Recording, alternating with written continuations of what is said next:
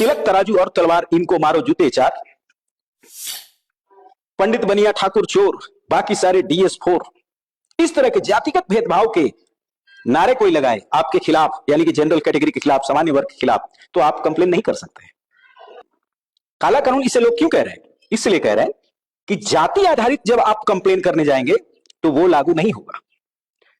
आपका कॉलेज में पढ़ रहे बच्चे, किसी ने पेन छीन लिया, किसी ने पेंसिल छीन लिया, आप जहां साइकिल मोटरसाइकिल कार लगाते हैं वहां SC ST OBC वालों ने लगा दिया, इसकी आप कंप्लेन कर सकते हैं। लेकिन जाति के नाम पर अगर कोई यूनिवर्सिटी में यह नारा लगा रहा है कि तिलक तराजू और तलवार इनको मारो जूते चार, पंडित बनिया ठाकुर चोर बाकी सारे DS4। इस तरह के जातिगत भेदभाव के नारे कोई लगाए आपके खिलाफ, यानी कि जनरल कैटेगरी के खिलाफ, सामान्य वर्ग के खिलाफ, तो आप कंप्लेन नहीं कर सकते। तो काला कानून इसलिए है, आपने कानून में ही भेदभाव किया है।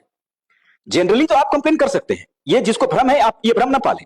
जनरल कैटेगरी के स्टूडेंट्स, छात्र भी कंप्लेन कर सकते हैं, लेकिन जाति के आधार पर आप कंप्लेन नहीं कर सकते, जातिगत भेदभाव की कंप्लेन नहीं कर सकते। पंडित बनिया ठाकुर चोर बाकी सारे DS4। अब ये DS4 आप समझे, DS4 कोई गाली नहीं है। DS4S जो है, S 4 अक्षर है, SS आता है उसमें। DS4 का मतलब है दलित शोषित समाज संघर्ष समिति, जिसको DS4 कहा गया है। इस तरह के नारे दिए गए हैं पास्ट में। इन पर क्या कार्रवाई की गई है आज तक?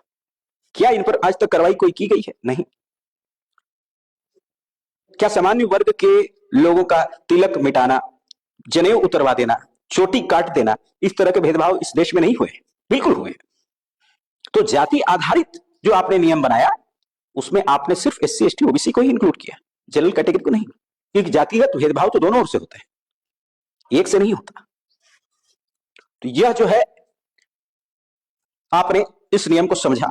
अब देखिए एक नियम और है, समता। समता को यह डिफाइन करता है, समता से अर्थ सभी वैध अधिकारों के प्रयोग के संबंध में पात्रता एवं अवसर के मामले में सभी हितधारकों के लिए एक समान अवसर का क्षेत्र है, सभी हितधारकों के लिए। अब हितधारक क्या आप समझे, हिंदी में हितधारक, इंग्लिश में कहते हैं स्टेक होल्डर। हितधारक को क्या डिफाइन किया गया है, यहां आप देखें। हितधारक का अर्थ यहां है, हितधारक, स्टेक होल्डर, हितधारक।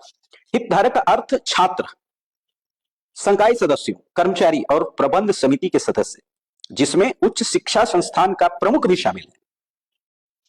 यानी कि उस शिक्षण संस्थान के, यूनिवर्सिटी के वाइस चांसलर, चांसलर भी होंगे, जो प्रेसिडेंट होंगे, जो प्राचार्य होंगे, वो भी इसमें शामिल है, वो भी एक स्टेक होल्डर है, हितधारक है। हितधारक का अर्थ छात्र, यानी सिर्फ छात्र कहा गया है।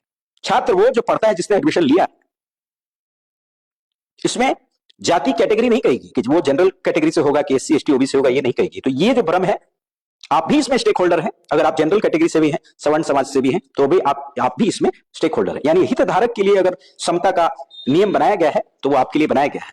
एक ही डिफरेंस है, एक ही ये जो डिफरेंस है वो यह है कि आप जाति आधारित भेदभाव अगर सवर्ण समाज के खिलाफ होता है, जनरल कैटेगरी के खिलाफ होता है, तो आप कोई शिकायत इस पर नहीं कर सकते, या फिर उस शिकायत का उसमें कोई मोल नहीं होगा, कोई वैल्यू नहीं होगी। ये जो है ये गलत है, इसमें सुधार होना चाहिए, इसको जो है संशोधन करना चाहिए, इसको सुधार होना चाहिए। तो ये जो 2012 के गाइडलाइंस हैं उसी पर आधारित 13 जनवरी 2026 को नए कानून आए हैं, और इसी पर ये सारा बवाल मचा हुआ है। कुछ लोग कुछ बातें समझते हैं, कुछ बातें नहीं समझते। देश में हमारी जिम्मेदारी, हमारा कर्तव्य यह बनता है कि बातों को हम ध्यान से समझें, सुने और अपनी प्रतिक्रिया में संयम रखें।